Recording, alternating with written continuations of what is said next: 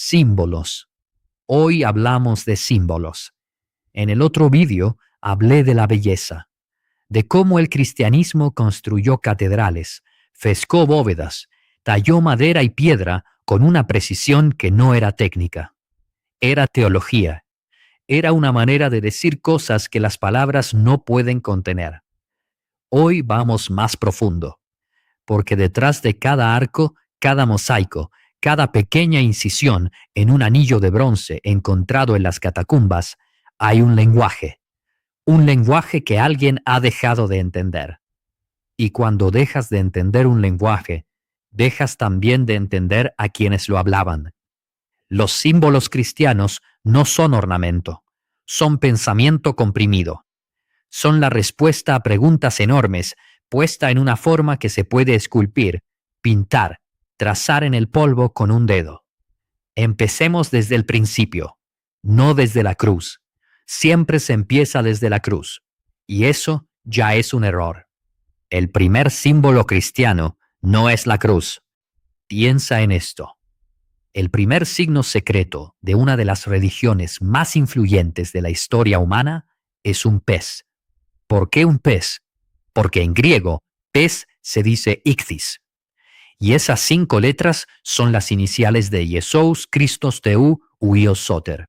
Jesucristo, Hijo de Dios, Salvador. Un credo entero dentro de una sola palabra. Un credo entero dentro del contorno de un pez. Y este pez no se exponía, se trazaba. Un cristiano se encontraba con un desconocido, no sabía si podía fiarse, y trazaba un arco en el polvo. Si el otro completaba el dibujo con un segundo arco, cerrando la forma, los dos se reconocían. Eran hermanos, podían hablar. Estamos en los primeros siglos después de Cristo. Roma no tolera esta nueva religión. Rezar es peligroso, reunirse es peligroso, profesar la propia fe en público puede costarte la vida. Y entonces la fe baja a la tierra, literalmente, a las catacumbas, y se esconde en un pez plazado sobre una pared húmeda. El símbolo nace de la necesidad, nace de la presión. Cuando algo se comprime con suficiente fuerza, o se rompe o se convierte en diamante.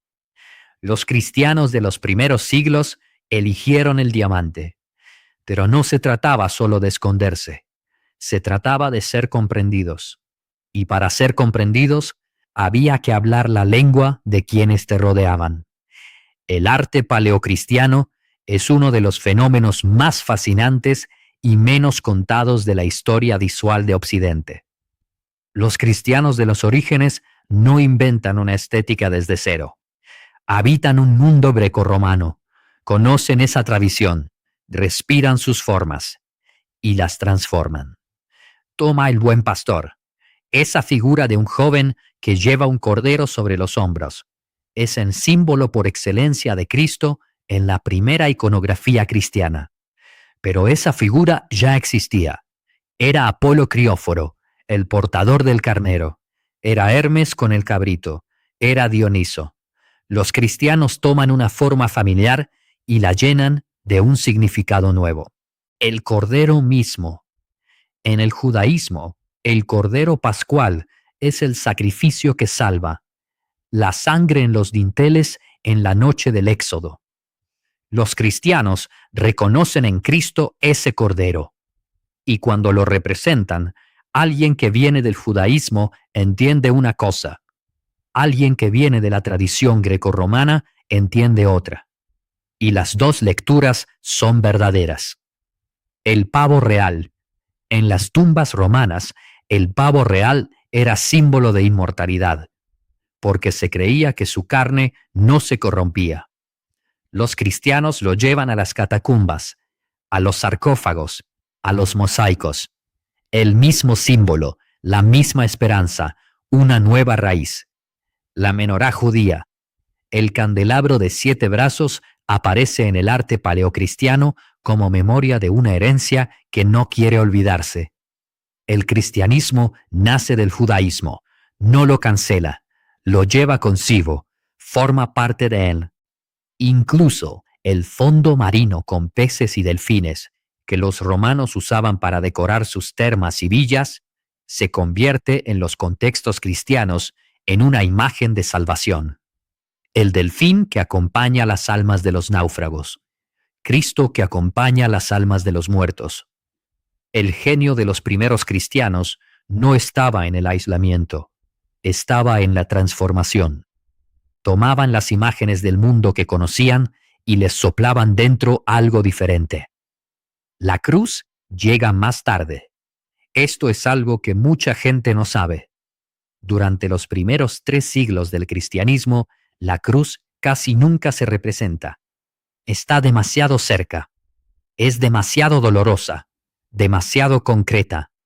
La cruz es un instrumento de ejecución, el mismo instrumento en el que murió su Señor. No se expone. Se habla de la resurrección, no de la muerte. La cruz como símbolo cristiano dominante emerge después de Constantino, después del Edicto de Milán del 313, cuando los cristianos salen de la clandestinidad, cuando la persecución termina, cuando pueden levantar la cabeza. Antes de la cruz está el Chi Rho, las 2 primeras letras griegas del nombre de Cristo, superpuestas para formar un monograma. Constantino lo manda pintar en los escudos de sus soldados antes de la batalla del Puente Milvio. In hoc signo vinces. Con este signo vencerás. Y vence. Luego está el Alfa y el Omega, primero y último, el principio y el fin, Dios que contiene todo el tiempo dentro de sí. 2 letras que declaran algo absoluto. Los símbolos cristianos de los orígenes no eran decoración, eran declaraciones. Declaraciones peligrosas a menudo. Declaraciones que costaban algo. Y hoy está la cruz de oro en el cuello. Bonita, reluciente, suspendida sobre un escote. No pesa nada, no dice nada, no cuesta nada. Está el pez en la carrocería de un coche. El pequeño ictis pegado en el parachoques, entre el seguro y el adhesivo del lavado de coches. Ese mismo signo que los cristianos trazaban en el polvo, cuando ser reconocidos podía significar la muerte, es ahora un objeto de bazar. Está la catedral fotografiada, con el móvil y publicada en las redes sociales. Preciosísima. ¿Cuántos likes? Pero ¿qué está escrito en esa pared? ¿Qué significa ese mosaico? ¿Qué representa esa figura con los brazos abiertos que te mira desde el ábside? Ya nadie lo sabe, o casi nadie. Los símbolos se vacían cuando nos separamos de quienes los crearon, cuando perdemos la memoria de la presión que los generó. El pescadito era un código secreto entre perseguidos. Se convierte en un adhesivo porque hemos olvidado la noche de las catacumbas, el aliento contenido, el arco trazado en el polvo.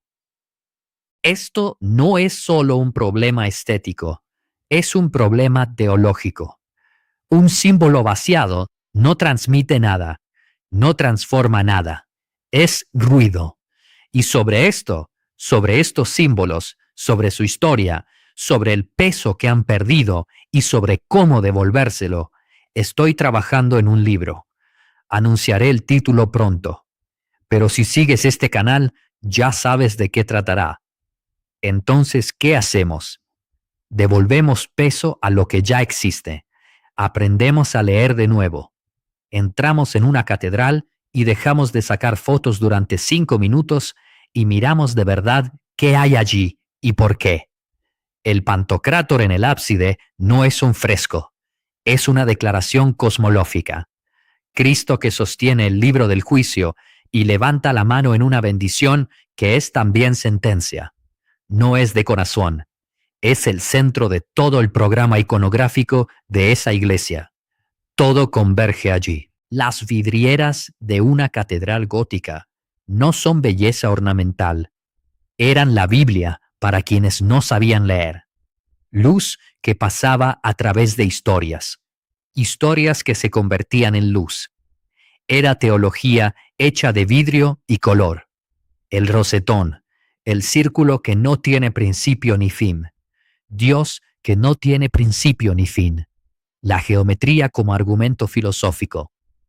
Y luego, la pregunta más difícil, la que me hago yo también, la que creo que vale la pena hacerse.